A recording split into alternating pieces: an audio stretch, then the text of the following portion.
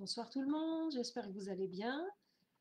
Là, une petite vidéo pour vous parler du langage euh, qu'il est important d'employer avec le chien.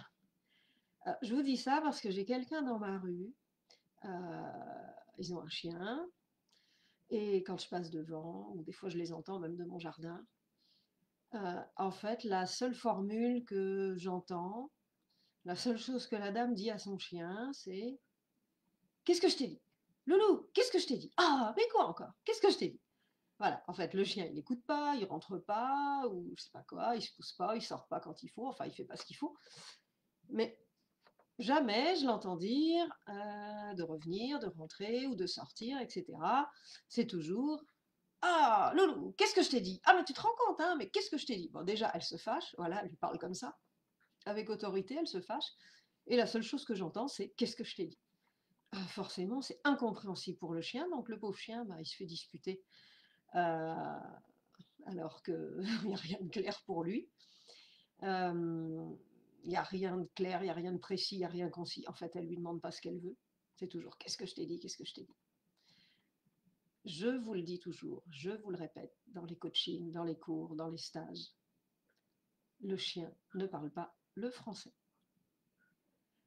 Donc, des phrases du type qu'est-ce que je t'ai dit, c'est incompréhensible pour le chien. À votre chien, vous allez vous adresser avec des phrases qui sont liées à des actions, des phrases positives, des formules positives, pas des non ou ne pas, fais pas ci, fais pas ça, touche pas ci, touche pas ça, mais plutôt laisse, pousse-toi, viens ici, va à ta place, va sur ton panier, va sur ton tapis, sors de là, va dans le jardin, etc., etc. Des phrases positives, des consignes positives, des actions. Je vais préciser des actions physiques, c'est-à-dire des choses que le chien peut faire et aussi des choses que le chien sait faire. Si vous lui demandez de se coucher à un endroit alors qu'il ne connaît pas la position de coucher, effectivement, ça va être compliqué.